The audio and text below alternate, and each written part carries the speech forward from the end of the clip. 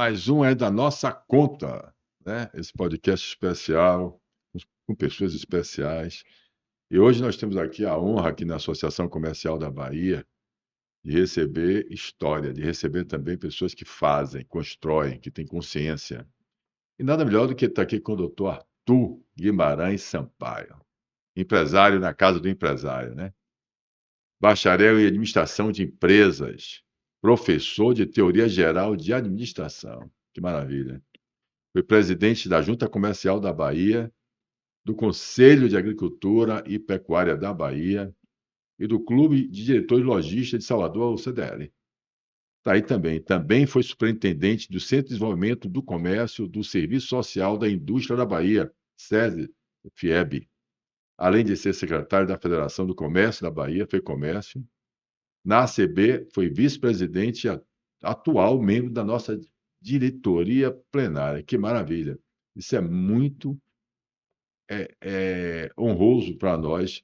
Temos essa vaga experiência. E veja como passou FEB, FEComércio, Agro, tudo. Né? A história é maravilhosa. Na ACB, teve também um mandato como presidente do Conselho Curador da Fundação Casa de Jorge Amado e da ACBEU, Associação Cultural Brasil-Estados Unidos. Hoje faz parte, eu tenho a honra também de estar lá dividindo esse espaço com essa ilustre, maravilhosa história do Rotary Club da Bahia desde 1979. Bom, experiência fantástica, uma vida imensa, uma história que a gente precisa conhecer e falarmos um pouquinho da consciência cidadã participativa da transformação. Seja muito bem-vindo, prazer imenso. A casa é sua. Paulo, é um prazer muito grande estar aqui para essa conversa. Ainda mais quando você me disse que isso aí vai ficar gravado. Isso é importante, isso é cultura, que a gente se bate tanto, né? E você, eu conheço você antes de lhe conhecer. Eu tinha uma história aí, uma história que tinha um empresário que recebeu tanta porrada, o cara estava querendo trabalhar, botando a cabeça e não sei o quê, e tomaram tanta porrada do poder constituído, do poder, desse poder de cobrança, aí eu soube que não, teve um louco aí que disse, eu vou fazer direito para me defender. É isso. Aí gravei esse cara, anos depois, perdeu, fui, continuei, e aí você vem para se juntar aqui a essa casa, que é uma casa. Você disse outro dia que descobriu um livro importantíssimo, Casa de Pressão. Verdade. Essa casa é uma casa que tem uma história que resume o trabalho de todas as outras que vieram depois, e que estão aí também lutando, todo mundo lutando, entendeu? Muita coisa foi feita e eu fiquei satisfeito, porque sangue novo, com sangue na guerra, e eu vi que você ia entrar numa luta. Eu gostei. Você chegou caladinho, me lembro quando a Carlos Andrade, que a gente perdeu há pouco tempo, lhe convidou, com o nosso Mário, recém-eleito, você era vice, você foi para o almoço, ficou no cantinho, fez uma ou duas perguntas, e aí depois, aqui na associação, umas duas reuniões, você começou a botar as manguinhas de fora. Entendeu? Eu digo, esse cara parece que vai. E tá indo e irá. Não estou jogando confete. Não, ao contrário. Eu, Aqui se eu, se eu, essa se eu não conversa... acreditasse, eu não vinha aqui. Você me convidou, eu não vinha. Eu estou numa fase. Aliás, eu sempre fui pão, queijo. Isso é maravilhoso. Eu acho que esse é uma grande virtude. Ser pão, queijo e sarar a verdade. É exatamente por essa razão que a gente está convidando as pessoas que, durante esse caminho, a gente entende que tem história, que acredita no associativismo, que vê a casa de pressão, que entende o que é hoje o Estado Democrático de Direito, que entende que grupo de pressão, né, na ciência política nada mais é do que a expressão que a sociedade civil organizada, ou seja, que o cidadão isolado, que o empresário isolado, ele precisa, né, da casa do associativismo, ele precisa da associação, federação, confederação, sindicato, seja o que for, qualquer tipo de união para que a gente possa entender o que é o poder emana do povo. Ora, se o poder emana do povo, eu hoje estou fazendo, tenho falado isso para ficar mais fácil as pessoas compreenderem. Antigamente nós tínhamos o rei, o imperador. Ora, o rei é que dizia, o imperador dizia: eu quero que corte a cabeça daquele cidadão. Eu quero que faça isso, eu quero que faça aquilo. Era o rei, o imperador. Quando a gente conquista o direito do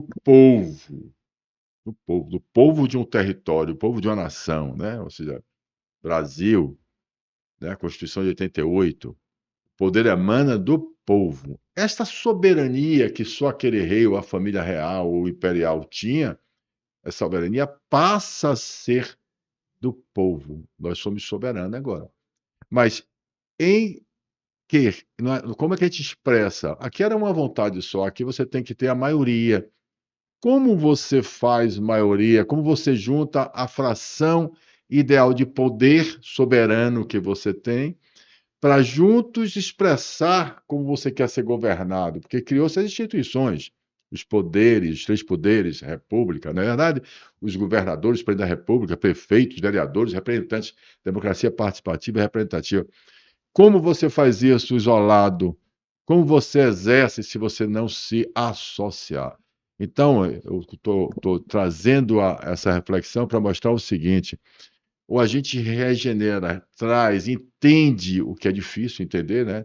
Que é a consciência cidadã, depois eu vou falar sobre essas ODS, ou a gente compreende isso e se une e expressa através das nossas lobbies, dos nossos advocates, das nossas expressões, das nossas frentes e dos nossos representantes mesmo, da nossa participação, ou a gente vai ficar sendo dominado pelo novo tipo de imperialismo, ou novo tipo de rei, né, que vai assumir o governo, que vai dizer que eu sei o que é melhor para você, de novo, e vai passar anos governando. E a gente está vivendo no Brasil hoje uma coisa parecida com isso.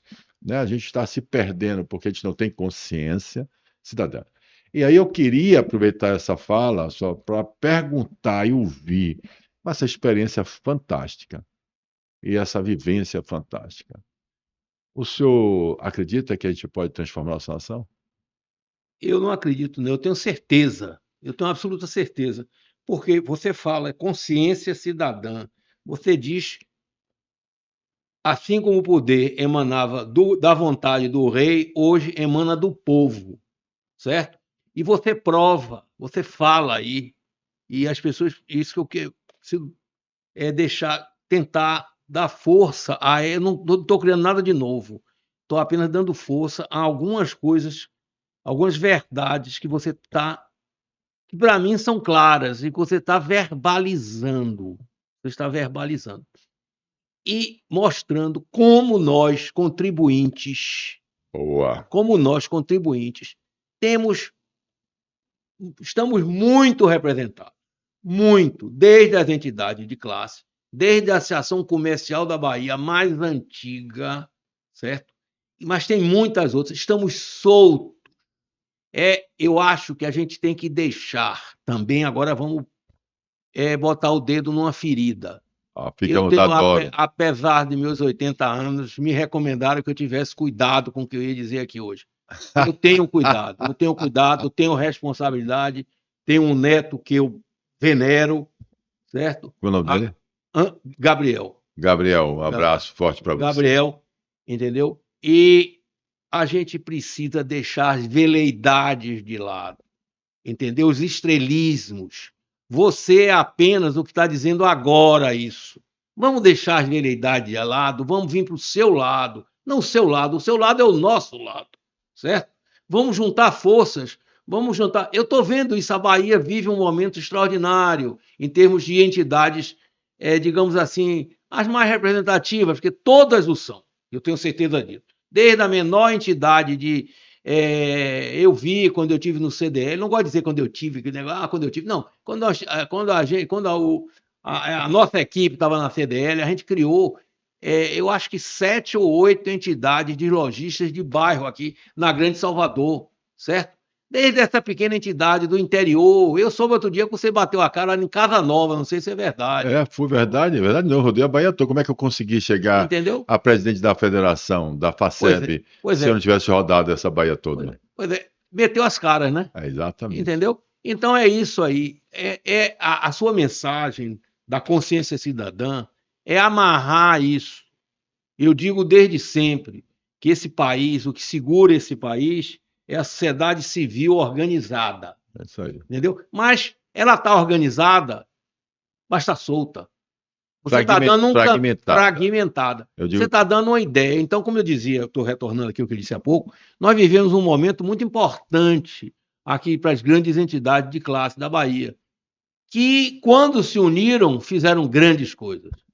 Grandes coisas. E o momento aqui, eu estou vendo que todos estão muito unidos, muito ou propensos a isso. É a nossa presidente aqui, uma Isabela Soares. Isabela Soares, uma cabeça nova, mulher.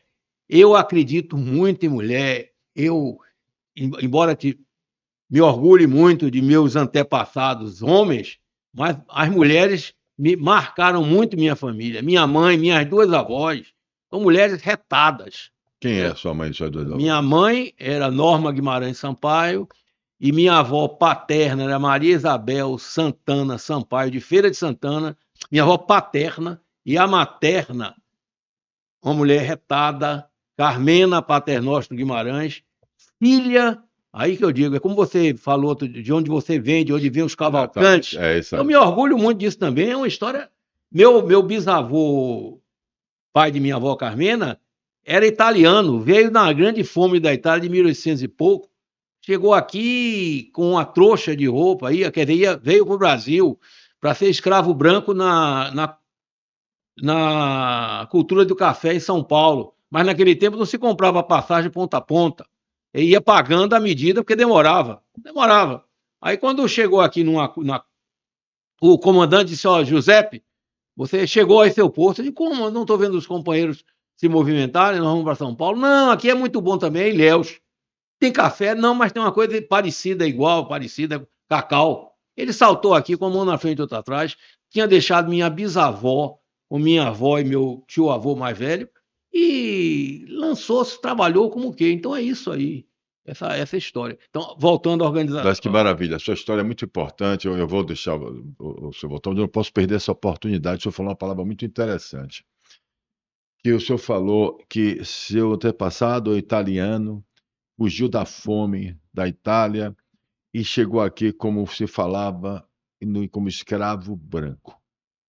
Essa palavra é importante porque exatamente mostra a origem, né, de todos, né, que como é que vão construindo uma nação. Isso, muito bem. Vai construindo a nação, a gente vai saindo ou fugindo da guerra, ou sendo escravizado, ou fugindo da fome, né, que são escravidões também terríveis, e chega no lugar como pode ser, salte aqui, e você vai ser um escravo branco, porque, como a gente fala depois da escravidão, da abolição, no dia posterior, né, à Lei Áurea, né, as pessoas estavam livres, mas o que que eu tenho, né? Ou seja, será que se eu tivesse um navio para voltar para algum lugar, eu não iria também buscar de qualquer forma, né, para comer ou trabalhar, ou se tornar um escravo branco, quer dizer, um escravo no sentido que estava livre, mas tinha que trabalhar, como os negros estavam livres e tinham que trabalhar.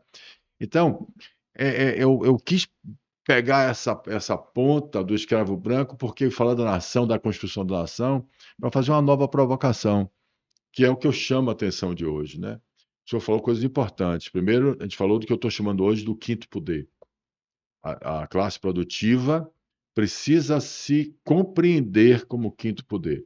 A gente tem os três poderes conhecidos: legislativo, judiciário, é, executivo. Nós temos a imprensa hoje moderna, porque a imprensa hoje ela está lá, faz a parte de influenciar, de controlar, vigiar, exigir, mas nós temos um quinto poder adormecido, que é quem produz a riqueza desse país, que sustenta os mantenedores, que paga os impostos, que funciona, que paga, sustenta tudo. Sustenta o funcionário público, sustenta esses tantos e tantos representantes políticos, né? Vereadores, estaduais, deputados, tal, sustenta tudo, judiciário, sustenta tudo isso, funcionário público, funciona a nossa guarda, funciona o nosso exército, que financia tudo isso, e é fragmentado e não se entende dessa forma, e não tem essa autoestima, que aí eu chamo a atenção. A autoestima cidadã e sentimento de pertencimento e unidade dessa nação que nós construímos e conquistamos. Isso é muito importante. Então, dentro dessa, voltando agora à origem, que a gente chegou até aqui, dos Cavalcantes, da história que eu perguntei da sua mãe retada, da mulher, e voltando a Isabela Soares, e também lembrando de um fato que até a Isabela gosta também, vai gostar de ouvir, ela é a segunda mulher presidente. Mas teve uma diretora que o senhor estava contando que ela deveria estar aqui também, que ela também tinha uma capacidade de liderança. Qual é o nome dela? Ela é uma pena, porque ela vestia o manequim de ser uma grande aliada nesse momento. Quem era? Doutora Alcione Dias. Alcione Dias. Alcione Dias. Ex-vice-presidente da casa, não foi presidente porque Quando, que época? deve ter uns 30 anos. 30 anos, Alcione. Ela estava aqui antes. Ela foi vice-presidente atuantíssima, muito. E ela. Posso contar rapidamente a história? Claro, oxi, pode não, a casa é sua. Ela era filha de um grande. Nós estamos doidos para saber. Ela era filha de um empresário espanhol que fez uma carreira belíssima aqui, fundador da Frutos Dias. Da Frutos Dias, que Frutos também que tem hoje. Frutinhos é sobrinho dela. Frutinhos. Um abraço para você, meu amigo. Também tem história, tá vendo? Grande figura. Frutinhos tem uma grande figura. Então, doutora Alcione era filha caçula, salvo engano, do velho Frutos, e fez odontologia, uma carreira maravilhosa na Federal da Bahia, fez curso no exterior, voltou, foi professora, um currículo acadêmico, e a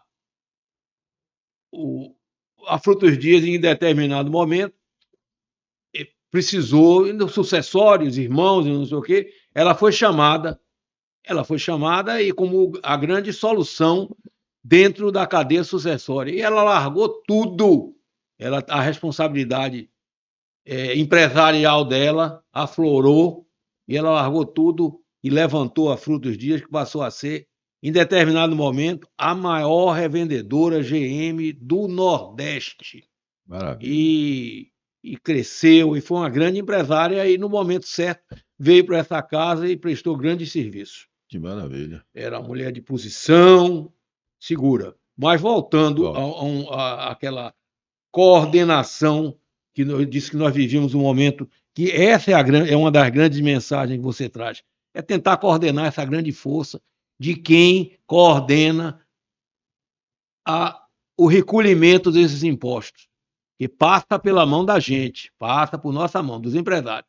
Então, nesse momento, nós temos a nossa presidente daqui da ACB, Isabela, neta, agora eu faço um parênteses, já falando de família, quem herda os seus não degenera, neta de Manolo Soares, meu querido companheiro de rota de Santa Casa, e de Lola, outra mulher retada, entendeu?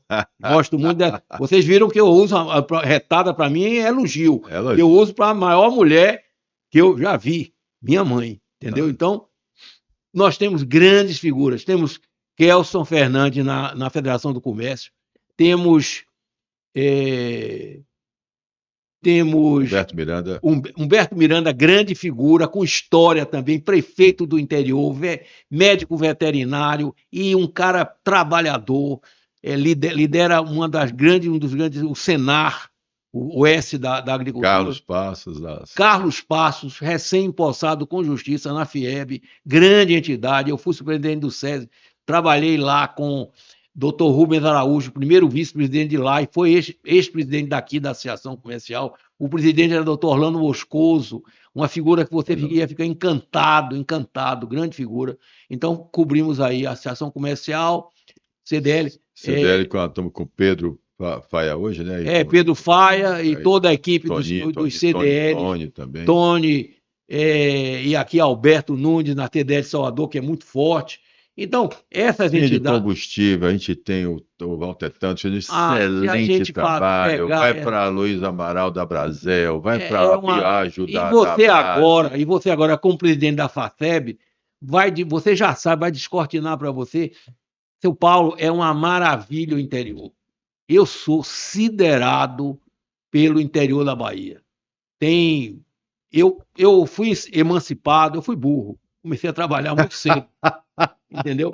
Meu pai e minha mãe, não sei, Foi burro porque começou a trabalhar eu cedo, fui emancipado com 16 anos. Eu também. Com 16 anos, e eu tinha mania de ser agrônomo, e meu pai me emancipou para comprar uma fazenda. E não foi lá escolher. Pediu a meu tio, que era agrônomo, e um outro primo dele, que era diretor da escola de agronomia. Eu não gostei da área de laranja, achei um negócio meio pequeno, e fui emancipado, comprei uma fazenda por orientação de meu tio e meti as caras. E tem 80 anos, quem souber fazer conta de cabeça vai rápido. Entendeu? Quanto Mas tempo? qual foi a fazenda que o senhor fez? Eu fiz uma fazenda era piaçava, e no meu sonho de diversificar, com o apoio da CEPLAC, uma grande entidade para a Bahia, a gente diversificou para dendê e depois cacau e seringueira, entendeu? Foi bom, foi muito bom. Então, é que você vai ver no interior. E eu aí comecei a conviver com o interior. Eu ia de 15 em 15 dias de ônibus. Era quase um dia de viagem. Depois minha avó vendeu um luxo de cristal que era da casa que eles moraram e que estava encaixotada no depósito do meu pai. Vendeu e me chamou e disse: olha, não diga ao seu pai que eu estou vendendo, não, que ele gosta de antiguidade. Porque se ele souber, ele não vai querer que eu venda. Eu não estou vendendo, não. Se eu fosse uma velha rica, eu comprava com meu dinheiro. Então, eu estou vendendo para lhe dar um carro para você ir para a fazenda. Oh, Aí que comprei um maravilha. Jeep velho e fui para a fazenda. E aí essa. Então, você vai ver no interior. Nessas entidades que eu tenho passado aí, que você falou aí, entendeu? A pujança do interior é um negócio espetacular. Não posso deixar de falar em Rotary, que nós somos companheiros também, nós somos. Bora. Rotary também é uma. E não é somente Rotary, não. Eu exerci. Tem um cargo na estrutura do Rotary que chama governador de Rotary. César Borges, que foi governador da Bahia, que foi meu sucessor na junta comercial, ele curtia com minha cara, né? Você foi governador antes de mim, ele já é indicado para ser governador do estado. Entendeu? Aí eu fui César governador de Borges, Rotary. gente boa Gente também, boa, grande gente governador. Um boa. abraço, César. O distrito 4550 de então, ele cobria uma grande parte da Bahia. Imagine a Rio Bahia antiga, toda a parte que ficava para aqui de Ardávila, começa aqui para Camaçari e até o sul do estado, era nosso. Então eu cobri isso durante um ano, eu rodei não sei quantos mil quilômetros, usei ônibus, e você chega no interior e convive com a força do associativismo. E você vai ver isso agora, é isso que eu estava dizendo. Mas é isso que eu quero dizer, então deixa eu lhe atualizar. É esse o trabalho que eu acredito que a gente precisa fazer. O que eu acho é o seguinte: nós estamos num momento muito oportuno. Nós temos nosso Ricardo Alban, presidente da CNI. Ju, Maravilha, e agora fazendo um trabalho na CNI espetacular. espetacular. Abraço também, Ricardo Alban. Muito bem assessorado também, com Carlos. Equipe enorme, maravilha. Nós temos o João o Martins, né, que é o presidente baiano, presidente do Agro, que você falou. Do Agro, Junto exato. com o Humberto Miranda também. Então você tem que lembrar. Você João vai. conhece o agro como gente grande. Pois é. Então, quando você para avaliar, tem mais um, então nós temos os três que estão funcionando super bem, a comunicação está espetacular, mas a gente precisa compreender alguma coisa que. Não é que eu seja chato, né? Eu queria até pedir desculpa aos presidentes das outras entidades, mesmo porque eles estão nos apoiando demais, estão nos apoiando, nós nos apoiamos, ou seja, todo mundo se apoiando, né? A unidade, o que eu chamo de unidade, ou talvez é porque às vezes para as pessoas compreenderem, ou eu não esteja sabendo me expressar direito, Mas quando eu falo de fragmentação e unidade, eu não estou dizendo que todo mundo não está fazendo um excelente trabalho. Tá Está claro que você está fazendo, está dizendo isso. claro que sim, eu não estou dizendo está fazendo. O que eu estou falando de unidade é o seguinte: são pautas de nação, pautas estruturantes, é consciência de força. A palavra consciência de força produtiva, consciência do quinto poder, de se posicionar como quinto poder. Quinto poder. Como membros desse quinto poder. Exato. Então, mas e a gente precisa, neste momento, o que o senhor colocou logo no início, assim, o problema do associativismo, lá na nossa conversa anterior, de começar a gravar, é que a gente tem algumas questões das pessoas, do indivíduo. E eu até vi de Carlos Passos, em uma dessas nossos bate-papo, como estamos tendo aqui, que ele fez assim: o importante não é a discussão de querer ter o protagonismo, é de estarmos unidos com os mesmos propósitos. Mesmo que Grave isso, grave isso. Grave isso. Está gravado, Tá gravado, né? Está gravado. Ele que disse isso, foi Carlos Passos que disse aqui. É mesmo que a gente tenha algo que a gente sobrepõe uma sobre a outra, mas que a gente tenha um propósito. Então, complementando essa fala de Carlos Passos, eu diria, este propósito, ele precisa ser convergido com a estratégia de comunicação, com a estratégia de marketing psicológico, com transformação cultural. O que eu quero dizer é o seguinte: como é que a gente vai se enxergar como o quinto poder se a população brasileira não nos enxergar assim?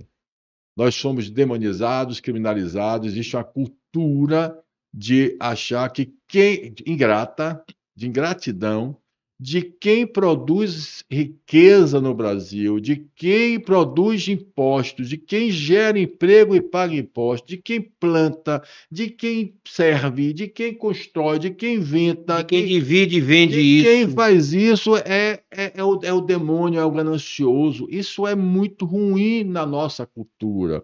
Isso impede, isso trava o crescimento, inclusive, do micro e pequeno empresário e do informal. Isso. Então, veja bem, quando a gente se entende como unidade, quando a gente entender que a gente tem condições de fazer uma campanha nacional pela autoestima cidadã produtiva e fazermos uma campanha nacional para que o povo brasileiro perceba isso, entenda e reconheça e deixe de ser. Não é uma ingratidão que eu digo assim, porque, poxa, não, é reconhecimento. Reconhecimento do que é isso. Então, como é, o Estado não tem o Estado. Muita gente faz assim, e diz para mim, claramente, diz assim para mim, Arthur fala assim: Paulo, você. Ontem, eu vi isso ontem na rádio. Paulo, peraí, Paulo, eu já emprego, eu já pago imposto, sou fiscalizado, eu já enfrento órgãos fiscalizadores, controladores. Paulo, é uma concorrência, o negócio já está difícil, eu pago. E você ainda quer que eu vá ser o Estado que tem que fazer isso. Aí eu fiz a pergunta para ele, exatamente: vem cá, você está se excluindo? Quem é o Estado? Me apresente o Estado. O Estado somos todos nós. Não existe país, Estado, empresa sem pessoas, não existe sociedade sem nós, sem as pessoas. Então, não adianta. Agora, o que a gente tem que compreender é que nós estamos sendo tratados com ingratidão para quem produz, para quem emprega, para quem faz. Nós acreditamos, a gente acredita até que não consegue eleger. Olha, eu estou falando da nossa baixa estima. A gente acredita, não, o empresário não elege ninguém, quem elege é o povo. Quem é o povo? Aí eu digo todo dia, e vou repetir aqui, só para a gente entender, vocês que estão ouvindo aqui, para vocês me compreenderem. Vou ver se eu consigo aproveitar esse nosso bate-papo e me fazer compreendido. Nós somos 16 milhões de associados só nas 5 confederações: CACB, CNI, CNA, CNC e CNT. 16 milhões. Eu perguntei para você, falou do interior, do interior, você falou, vai gostar do interior. Nós só temos 60 associações comerciais no interior hoje, de 417 municípios. Quanto nós temos da indústria? Quanto nós temos do agro? Quanto nós temos da CDL? Quanto nós temos da do comércio em do si. comércio, sindicatos, da indústria. Como eu quero mostrar é o seguinte: o empresário ele olha e pergunta assim: eu vou fazer o que na Associação Comercial da Bahia? Vou me associar para quê? O que é que eu vou ganhar com isso? Aqui não é clube de recreio, não, né? Porque aí quer curtir, quer para a piscina, quer fazer alguma coisa, para a festa, vai para um clube. Aqui é casa de pressão, aqui é associativismo, aqui é onde você vai expressar democraticamente a sua vontade. Você está entendendo? Então, o que Perfeito. acontece é o seguinte: aí eu falei para ele, mesmo assim, eu fiz uma pergunta, aí eu quero que você, político, você, deputado estadual, ouça isso. E você, empresário, para você se associar, venha para a Associação Comercial da Bahia, ou qualquer associação, CDL, vá para FIEB, FAIB, participe, se associe. Veja bem, qual é a questão? Peraí, eu perguntei a eles, vamos botar aqui 60, né? 60. Vamos botar 300. Não, Paulo, 300 é muito pouco, o que você está falando? Associados, 300 empresas. Por média, por cada associação. Não, Paulo, só 300? Não, aqui eu tenho 1.000, só aqui em Feira de Santana eu tenho 1.000 e pouco. Não, Paulo, não, bota 300, tá bom, 300, tá 3 vezes 6, 18 mil empresas. 18 mil. Eu estou falando só Associação Comercial, FACEB. Se fosse 300, que a gente não é mais, mas vamos ter 18 mil. Você não é um sócio, a empresa jurídica não tem um sócio, não tem uma mulher em casa, não tem alguém, você não consegue um voto mais. 36 mil. Com 36 mil votos, você elege, no estado da Bahia, qualquer deputado estadual. Elege. Ah, não, vai depender da legenda. Vá, eu estou falando Escolha a dois legenda votos de certa. 5. Se nós estivéssemos convergentes, Isso. entendendo com a linguagem. Ah, mas isso não existe não, porque os adventistas, os evangélicos fazem. Porque os evangélicos vão lá e dizem assim, vamos dar voto nas... Porque nós temos deputado estadual na Bahia, que tem um parabéns, porque isso mostra organização, mostra propósito, mostra sinergia, mostra convergência em todos os 417 municípios do estado da Bahia, quando tem orientação. Então é isso que eu estou falando. Eu estou falando que eu estou dizendo, gente, está ótimo, mas vamos pensarmos estrategicamente, juntos. Vamos mostrar essa força, vamos mostrar que nós somos o quinto poder dessa república. O associativismo, a classe produtiva do Brasil. Quando eu falo classe produtiva, estou incluindo você informal. Tirar meu dedo, porque todo mundo reclama desse meu dedo. Bota o dedo, tirei o dedo, tá? Tirei o dedo. Eu estou incluindo você informal. Estou incluindo você liberal.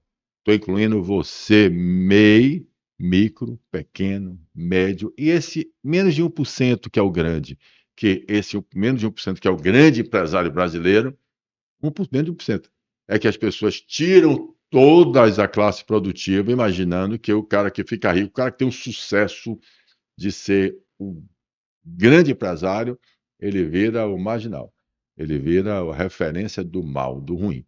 Atrapalhando. Não estou dizendo que não existe maus, corruptos, tá? Empresário. Tem todas as profissões, né? Tem todos os lugares. Todos lá. Até na mão, um dedo não é igual ao outro. Pois é. Mas vamos lá. Outra coisa, o empresário também precisa, e a gente aproveita aqui, essa hora é ótima, já que é para ficar gravado, o trabalho que o empresariado, eu não sei, a grande parte, muito pouca gente sabe a quando o sistema S do Brasil. O sistema S do Brasil não entra um tostão do governo. Foi um grupo de empresários. Olha, pessoal, outro dia eu disse isso numa reunião e o nego disse: olha, Arthur, você é velho. Eu digo, não sou analfabeto. Eu gosto de ler história, certo? Eu aprendo história. Então, na década de 30, um grupo de empresários procurou o governo federal, com um projeto social. Foi a semente da letra S. E dizendo o que é que pretendia fazer. 1930. É na década de 30. Tá. Na década de 30. Tanto que eles estão fazendo 80 anos. Então o sistema S surge daí. É. E quem paga o compulsório somos nós. aí é que eu pulo do gato, que eu quero dizer. Então, apresentaram esse projeto e o então ministro do Trabalho daquela época, mas, em resumo, o ministro disse isso. Nós estamos aqui, vocês, empresários, vêm aqui propor tudo, e agora o governo não tem dinheiro. Aí o doutor Roberto Simonsen, que era um dos líderes, ele disse, mas nós não estamos pedindo dinheiro ao senhor, não. O velho Simonsen tinha coragem, tinha poder na ocasião. Não pedindo, não. Nós não estamos pedindo dinheiro, não. Esse dinheiro nós vamos pagar. Nós vamos pagar um percentual do que o nosso operário ganha. E aí surgiu o Sistema S do Brasil, certo? E que é uma potência. O nosso presidente aqui, vou citar porque é onde eu estou agora, o Kelson Fernandes, o Sistema S lá é o SESC e o SENAC. Olha, é um trabalho maravilhoso que se faz. Ele está fazendo o que você vai fazer agora, interiorizando, ele está dando força. Um outro grande exemplo do Sistema S e das federações do Sistema S é que há continuidade no trabalho. É o que a gente não vê fora daí. Mas deixa eu fazer uma provocação para vocês. Dentro dessa história que o senhor contou, que é um Sistema S, ele vem da compulsoriedade dos empresários que foram na década de 30 lá e disseram, eu quero, mas pode cobrar aqui do senhor, só que a gente vai pagar. Nós vamos pagar. Mas para preparar os empresários, para preparar a indústria, para preparar aquilo. O senhor não acha que os empresários estão permitindo, por não se entender como poder, que exista interferência política partidária no Sistema S? Os empresários têm tido uma luta imensa para que isso não ocorra. É uma luta diária, inclusive no Congresso, com apoio. Um antecessor seu aqui, o doutor Luiz Fernando Studart Ramos de Queiroz, ele fez a famosa... Até hoje está em nosso Conselho Superior, até hoje me Exatamente. apoia, manda todas as vezes que eu posto alguma coisa, ele dá os parabéns. Ele liderou aqui na Bahia quando queriam acabar o Sistema S. Quando queriam acabar, chegaram a esse ponto. E, com muito jeito, fizeram um acordo lá, entendeu? Porque na hora que esse dinheiro é todo... embora não seja dinheiro do Estado, mas o Sistema S é subordinado ao Tribunal de Contas da União e à Auditoria Geral da União também. Existe toda essa transparência. E quando quando existe algum desvio, há punição. Mas claro. A punição tem outros estados, graças a Deus, aqui na Bahia, nunca aconteceu em nenhum dos três. Das três. Outro grande exemplo do Sistema S, que é o mais recente deles, que não está ligado mais a nenhuma das entidades, mas tem vocês, líderes atuais, no seu conselho diretor, é o Sebrae. Rapaz... Eu faço parte do conselho do Sebrae. Você conhece, então, o trabalho do Sebrae? Suplente de Clóvis... agora você vai ser titular. Você vai se encantar com aquilo ali. Lá, eu estou lá. Nosso presidente do conselho é Humberto Miranda. E outra coisa interessante, você vê, há uma mudança. Não existe o Humberto Miranda vai ficar lá um tempo, certo? Antes dele era o presidente da Federação do Comércio. Depois virá... Falecido nosso amigo Carlinho, que faleceu agora. Vamos prestar uma homenagem a ele, que é uma grande figura. Merece muito, conheço meu amigo há muitos anos. É um lutador, foi um lutador. Uma história fantástica. Parabéns à família toda. Foi um dos primeiros que viu o... Pena que eu não estava aqui quando pude participar A Bahia ainda é uma grande terra, viu?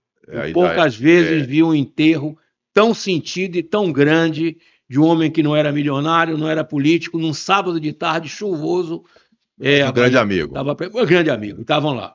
Mas sim. Mas deixa eu só colocar. Antes de mim, a história foi que eu entrei aqui com Mário Dantas, Mário Dantas. convidado pelo nosso querido falecido também Marcos Cidreira. Não podemos esquecer o nome Pode de esquecer Marquinhos. Marquinhos foi, como eu chamo, o arquiteto dessa chamada, dessa união desses 10 empresários que iniciaram aqui a Essa executiva, nova essa etapa da nova. associação. Antes era o da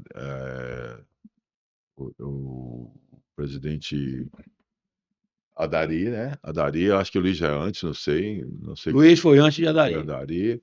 E aí eu não conhecia nada de associativismo, verde, como o senhor colocou mesmo. Graças a Deus. Chegou caladinho, assim, sem saber nada. O que eu queria era, como o senhor disse, com a minha história, com a minha propósito de Eu vida. vou lhe interromper. Pois não. O senhor está no Bonfim, com os braços abertos, nos abençoando. Eu não sou senhor. Desculpe, eu vou botar a culpa em minha mãe. Minha mãe, a senhora me ensinou a gente a chamar os outros de senhor, né? Eu tenho um lado, eu tenho dois lados, né? Esse lado gentil, educado e tal, e eu tenho aquele lado agressivo, do dedo, né? Porque eu falei, pá, você tem que baixar a mão, você tem que falar menos, você tem que deixar os outros falarem, você não pode, tem que ter paciência e tal, e eu procuro ter. Mas como a gente colocou, né? Você vê, lembra que a gente falou aqui um pouco da minha filha, quando ela faz do médico, vai procurar Genética. genética, né? Então, Sua mãe mas foi vereadora em Tuberá, né? rapaz, já tá vendo aí que maravilha? Minha roça era a 11 quilômetros de Tuberá. Exatamente, minha mãe, Aldair Costa Pinto, né? Aldeia Montenegro Costa E um Pinto. grande líder de lá na ocasião era Costa Pinto, era o doutor, me esqueço o primeiro nome dele, era um médico da família Costa Pinto. Pois é, minha mãe foi vereadora de Prefeito várias Ituberá. vezes lá. Ela, na época ainda que andava de cavalo, e ainda Imagine, por diga em que cima. ano que sua mãe foi Não, vereadora, para o povo se ela é entender. 90, olha, ela não tinha casado ainda. Se ela tem 96 anos agora. Ela, então vamos fazer a conta aqui. 96, então ela nasceu em 1930, é isso? Nós estamos em 2026?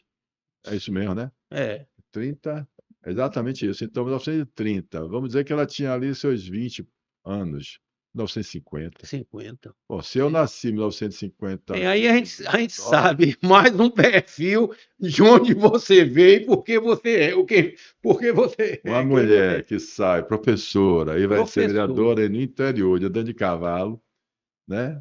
Antes Vocês de não ser têm casada. ideia do que é, do A que mulher era naquela época, Ituberá em 1950 e o preconceito. Aí exatamente. eu fui lá em Ituberá, eu posei a primeira vez em Ituberá.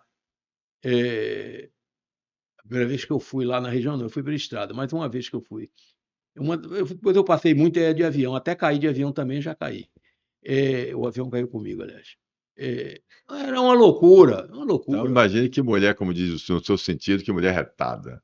É. Uma mulher que vai ser professora, vamos botar isso, ela casou com 26 anos, eu sei disso, vou fazer as contas daqui, e antes de conhecer, ela passou, então vamos dizer, ela não devia ter 24 anos de idade, mulher, meu amigo, 1924, então vamos lá, 1954, a mulher, vereadora já, no interior, sendo professora, quando ela falava, dava de cavalo, por um lugar para o outro e tal. Sim, a cavalo e É, canoa, muito ela deve ter exatamente. usado Então, quer lá. dizer, é uma mulher retada. É uma história fantástica e traz aí no sangue essa vontade de fazer. Eu não entendo esses homens machistas. Não entendo. Parece que eles não foram paridos.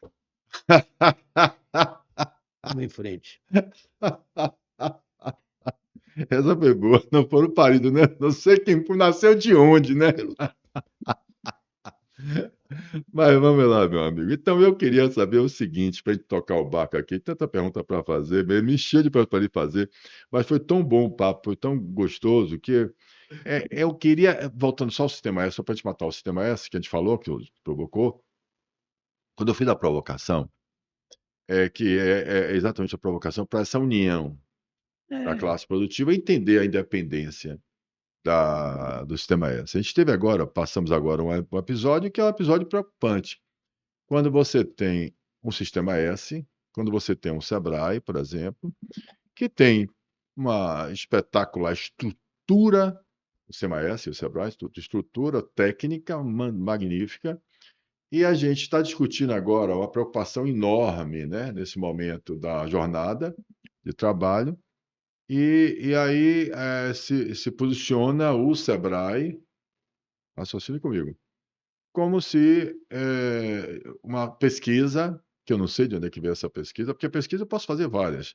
Eu posso fazer uma pesquisa para você, perguntando a você, você gostaria de ganhar a mesma coisa que você ganha hoje e trabalhar menos? Eu quero ver qual é o cidadão brasileiro que vai responder: não, eu quero continuar No trabalhando mundo, no mundo. Então a gente tem que ter muito cuidado, mas a gente tem que ter consciência para pensar nisso. Dignidade da pessoa humana, eu também quero. É o que eu estou fazendo com o Projeto Massup, a colônia informal, é o que eu tenho fazendo. beleza, beleza. Então eu tenho feito, né, procurado com a fundação, né, as pessoas. Você tem uma fundação, inclusive a fundação também que tem aqui, eu queria até que falar um pouquinho da fundação. Cada Jorge Amado. Sim, fale um pouquinho aí, só Há um para. espetáculo, um espetáculo. É, eu acho que não existe dúvida que Jorge Amado é o maior escritor brasileiro do século XX. É reconhecido pelo mundo inteiro, né? E uma fama internacional, internacional.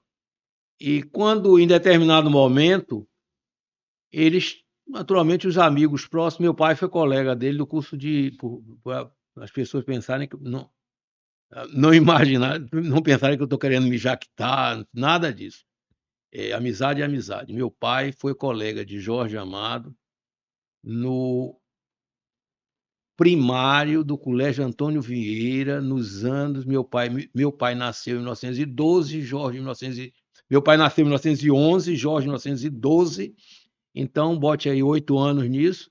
Ainda era a década de 1910, né? Rapaz.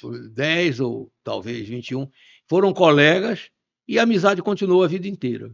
A vida inteira. Então, Jorge, em 63, começou a voltar a vir à Bahia com o sonho de morar aqui e terminar de criar João Jorge e Paloma aqui na Bahia, que ele considerava criar raízes, e como criaram. Então, nos criamos juntos e papapá. Outro dia, meus filhos me disseram que lá onde eles eram meninos, criticavam, curtiam com a cara dele, porque eles se referiam a Jorge e Zélia como Jorge e Zélia. Então, eles vocês são metidos a bestas, hein? Não sei o quê. Mas eram considerados tios, eles não esconderam. Eu tenho o livro aos tios, seus tios, papapá. Então, começou a ter um acervo espetacular. E E aí, a preocupação aonde guardar esse acervo. E Zélia Gattai Amado, filha de. Quem lê os livros dela sabe, eu não estou dizendo nenhuma novidade. Filha de imigrantes italianos. O pai dela era imigrante italiano. E disse 2 ou 3 universidades americanas se insinuaram para comprar o acervo de Jorge. Aí Jorge era muito jeitoso, ele quando era para ser ríspido era, mas no geral era um conciliador. No geral, na hora de se posicionar, ele tinha lado, a vida inteira teve. Aí disse, não, que não. Aí Zélia disse assim, só sairá da Bahia por cima de meu cadáver. A italiana velha, e realmente não saiu. Criaram a fundação, e é uma história para defender a nossa cultura. Isso que você era preocupado também em fazer. Esse é esse lado que você mostrou. Importante. E faz um trabalho muito importante. Meu amigo, me diga. Me honrou muito, foi um dos carros. Maravilha. O SESI, que eu fui superintendente do SESI, eu consegui fazer esse trabalho social e ainda ganhava um dinheirinho. Eu era empregado com carteira assinada. Ah, você foi empregado do SESI com uma carteira assinada. Que cara, bom. eu fui superintendente, eu trabalhava como um louco, com o maior prazer. Teve um dia que eu saí de madrugada de casa para ver uma obra em Tapajipe, de lá corri para o campo de aviação, para o aeroporto, peguei um avião, fui ver a obra de Conquista, voltei e de noite, de tarde, quando eu cheguei aqui, ainda vi coisas aqui na Bahia. Que maravilha. E que ano foi isso? Foi de 1988 a 93. Agora você veja, a Bahia, isso vale a pena de falar isso aqui agora, que você colocou. Ele está contando a história que ele saiu daqui de manhã, não foi? De manhã. Foi um avião, foi em Conquista e voltou. Nós estamos em 2026, nós estamos vivendo uma crise de aviação agora, porque simplesmente estão tirando os voos eu não de entendo Conquista você não pode ir para Juazeiro, você não pode ir para Barreira, você está vivendo uma crise terrível, É um grande terrível. problema que você vai enfrentar com o presidente da Exata. FATEB. Esse daí Vou vai. enfrentar com muito orgulho. Vi o nosso querido deputado Eduardo Salles já comprando essa briga. E eu gosto muito do deputado Eduardo Salles por causa disso. Ele não espera, não. Ele vai logo lá, já chama, já bota nas redes sociais. Não é possível. Então, imagine, 1.000 não sei quanto. Você, agora, hoje, você não vai. Você tem que pegar um teco-teco lá que eles botaram, virou meme nas redes sociais, botando mercadoria em cima, que só pode pegar, acho que 17 pessoas, 8 pessoas, que é brincadeira. Pega concessão, tem desconto de combustível. Você vai a São Paulo, você vai a qualquer hora, tem linha Qualquer normal. lugar que nós e depois dizer que isso não é retrocesso. Rapaz, você agora elencou realmente um negócio importantíssimo, a aviação regional. Eu não entendo. Agora, o que é que a gente precisa fazer? Ter coragem, gente. Sim, Empresário, mas as classes têm que estar unida e fazer o seguinte: vamos lá conversar. Lembra do que você falou do Sistema S? A gente não quer dinheiro seu, não. O que a gente quer é o seguinte: vamos fazer o seguinte, não tem motivação, incentivo, então deixa a gente fazer o nosso trabalho para desenvolver nosso Estado. Agora, tirar a infraestrutura. É o sonho deles. Você não tem estrada boa, você não tem ferrovia, você não tem hidrovia, e você agora não tem também como você chegar nos lugares. Quer dizer, a gente precisa fazer isso também. Aí vai dizer, Paulo, você pirou, você está. Se isso é pirar, eu pirei. Porque, veja bem, acreditar que vai ser o Estado que vai fazer as coisas e não fazem, o Estado somos nós. Olha, se prepare. Vamos embora preparar para dizer o seguinte: vamos começar a fazer, vamos exigir. Como é que a gente quer que faça? Parar com essa história. Aí, de novo, eu tenho que respirar de novo. Como é que é? Tira o dedo. Parar com essa história de ficar esperando salvador de pátria e achar que quem não sustenta o Brasil é que vai decidir pela gente. Ou a gente se organiza, ou a gente vai ficar sendo governado pela minoria organizada, porque a gente não sabe se estruturar. Meu querido amigo, mas me diga aí, desculpe, mas foi essa provocação aqui que você me lembrou com a sua história. Não, perfeito. Mas vamos lá, o que é que você teria para dizer, com prazer, que você me colocou, vai dar aqui 1 hora de papo bacana, né? Essa cama é sua. Resista aqui esse momento especial. Olha, do meu canto, eu estou com 80 anos, mas do meu canto eu estou entusiasmado, eu acho que é isso, a mensagem é essa, é a união, você não tem, você está demonstrando que não quer tomar o lugar de ninguém, não quer, entendeu? Não quer unir, e nós já conversamos aqui que o momento está ótimo. Está ótimo, excelente. Está ótimo, excelente, não temos estrelas, e você se prepare, é isso que eu queria lhe dizer. Se lhe dizem que você é maluco, você agora, querendo ou não, você é um homem público. Lembrar do doutor Orlando Moscoso, o que ele dizia do homem público na Bahia, o que ele tem que sofrer. Imediatamente jogam 3 pechas. Eu só vou dizer aqui porque essa é... Vale. Se prepare. Primeira coisa que dizem é que a gente é maluco. Depois vem outras piores, mas não tem problema. Ladrão. Não, pare por aí. Vamos parar por aí. Mas maluco, eu tenho horror a quem é certinho. Meu pai tinha um ditado muito bom. Ele dizia o seguinte: eu tenho horror a quem é dona honra. Sabe quem tem dona honra? Aqueles caras todos certinhos. É o que o Evangelho diz.